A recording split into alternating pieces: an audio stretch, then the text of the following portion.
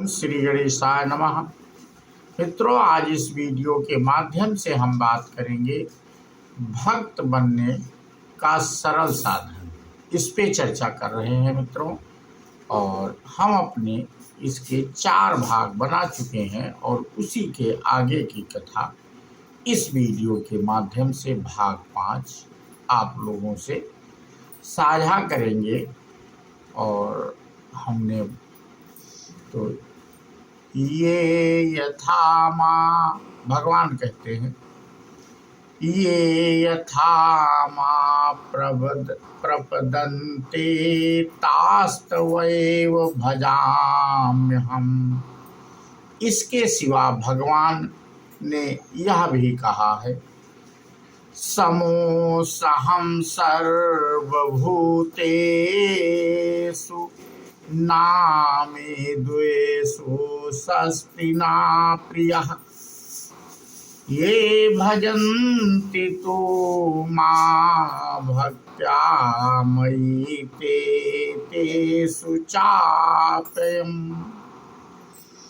मैं सब भूतों में समभाव से व्यापक हूँ, ना कोई मेरा अप्रिय है और ना प्रिय है। परंतु जो भक्त मुझको प्रेम से भजते हैं वे मुझ में हैं और मैं उनमें प्रत्यक्ष प्रकट हूँ। जो ज्ञानी भक्त भगवान को निष्काम प्रेम भाव से भजता है और भगवान जिसे अत्यंत प्यारे हैं, भगवान को भी वह अत्यंत प्यारा है, यह भगवान की घोषणा है।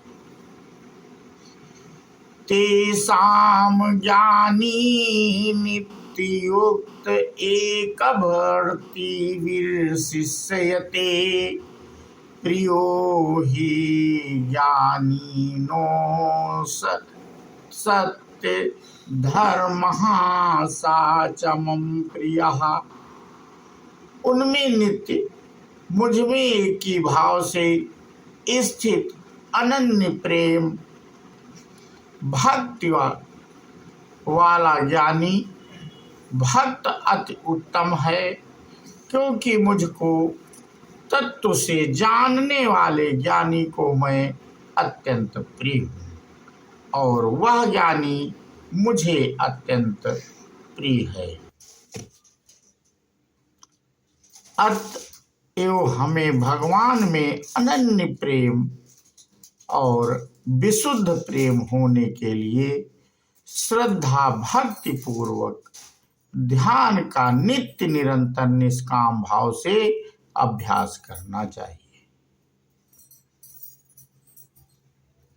हमें या तो हर समय इस प्रकार भगवान का ध्यान करना चाहिए कि जैसे वायु तेज जल पृथ्वी के अंदर आकाश व्याप्त है, इसी प्रकार सब में भगवान व्यापक है और सब कुछ भगवान के एक अंश में है। गीता में बतलाया है, यो मां पश्यति सर्वत्र सर्वचामपि पश्यति तस्याहं न प्रणश्यामि न सा चा मे ना प्रणश्यति। जो पुरुष संपूर्ण भूतों में सबके आत्म रूप मुझ वासुदेव को ही व्यापक देखता है और संपूर्ण भूतों को मुझ वासुदेव के अंतर्गत देखता है, उसके लिए मैं अदृश्य नहीं होता और वह मेरे लिए अदृश्य नहीं होता। भगवान के बतलाए हुए इस उपर्युक्त साधन को निरंतर उत्साह के साथ करना चाहिए, अथवा वस्तु मात्र को भगवान का स्वरूप और चेष्टा मात्र को भगवान की लीला समझकर हर समय आनंद में मुग्ध होना चाहिए, क्योंकि संसार में जो कुछ भी वस्तु है स्वयं भगवान ही उसके रूप बने हैं। उपनिषदों में बतलाया गया है कि पहले एक भगवान ही थे, फिर उनमें यह इच्छा हुई कि मैं बहुत हो जाऊं।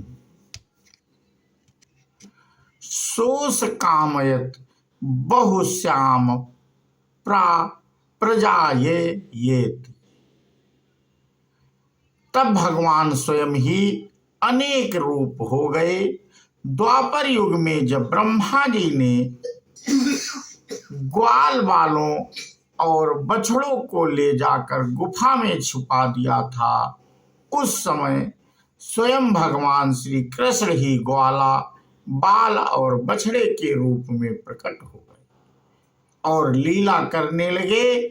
श्रीमद् भागवत में कहा गया है, यावदत्स वत्स कल्प कब पूरयात कराण ध्रवादिकम यावदिष्ट विषाण वेणुदल सिज्ञाधिभूषाम्बरम यावच्छील गुण विधाकृतिवयो यावदिहारदिक् सर्वविष्णुमयं गिरोश जगदजः सर्वस्वरूपो वमो। जितने बछड़े और ग्वाल थे, जैसे उनके छोटे छोटे शरीर थे, जैसे हाथ पैर आदि अंग थे, जैसे और जितनी उनकी छड़ियां सींग बांसुरी पत्ते और छीके थे, जैसे और जितने उनके वस्त्र आभूषण थे, जैसे उनके शील स्वभाव गुण नाम आकृति और अवस्थाएं थी, और जैसा उनका चलना फिरना आदि था, ठीक वैसे के वैसे ही और उतने ही रूपों में सर्वस्वरूप अजन्मा भगवान सुशोभित हुए। उस समय यह सब जगत विष्णुमय है।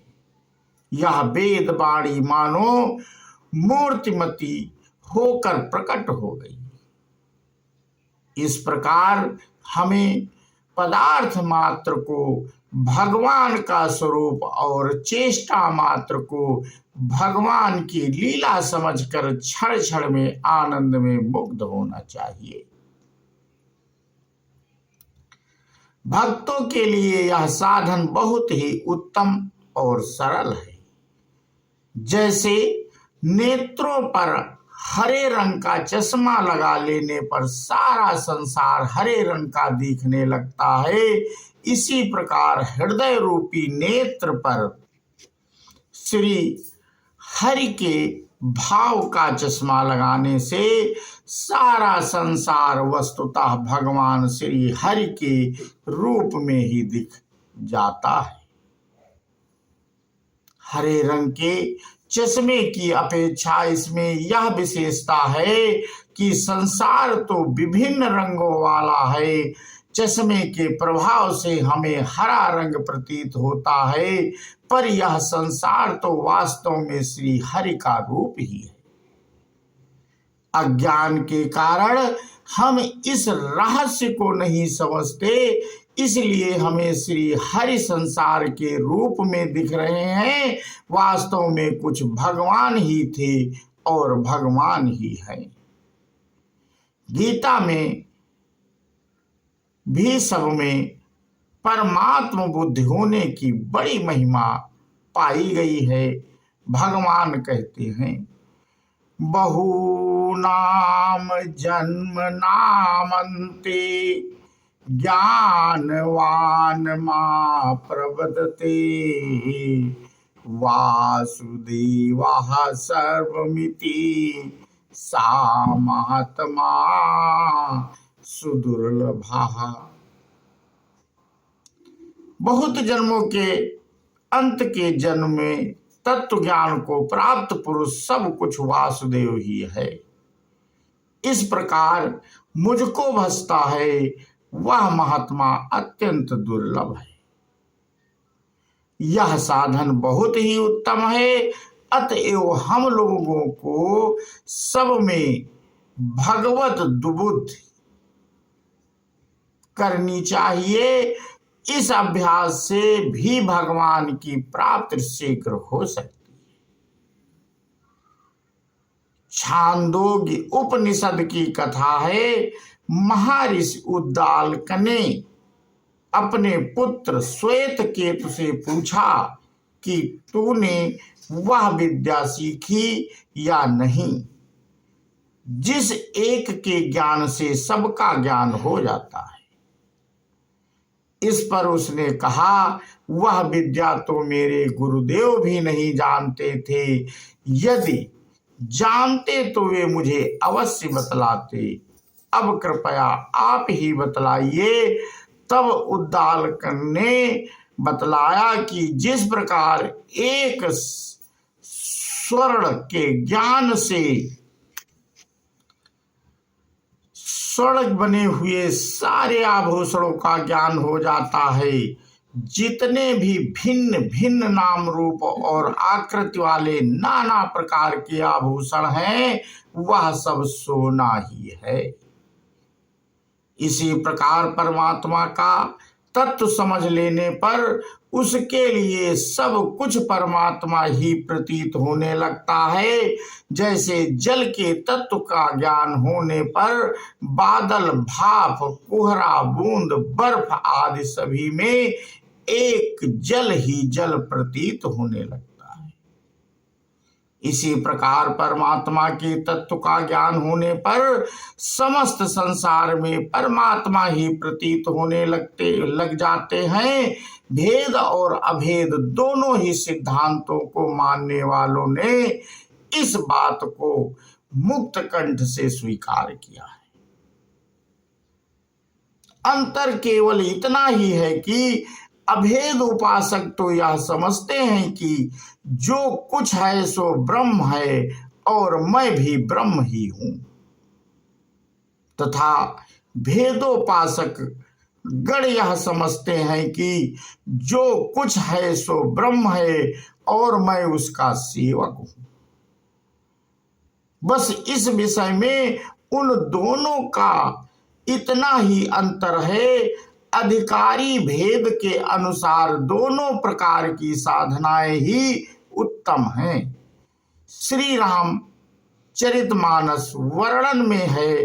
किष्किंधा कांड में भगवान श्री राम ने भक्त की दृष्टि से भक्त हनुमान से कहा है, समदर्शी मोहि कहा सबको, सेवक प्रिय अनन्य गति सो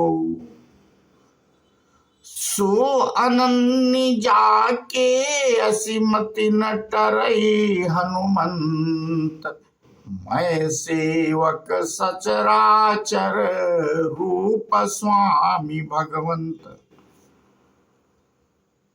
तो इस प्रकार श्री रामचंद्र जी की भक्ति के बारे में मित्रों हम यहाँ तक आप लोगों से या भगवान की भक्ति के बारे में यहाँ तक जानकारी साझा किए, और इसके आगे की कथा मित्रों कल हम अगले वीडियो के माध्यम से आप लोगों से साझा करेंगे। बोलो श्यावर रामचंद्र की जय, हनुमान जी की जय। जय हिंद, जय भारत, वंदे मातरम।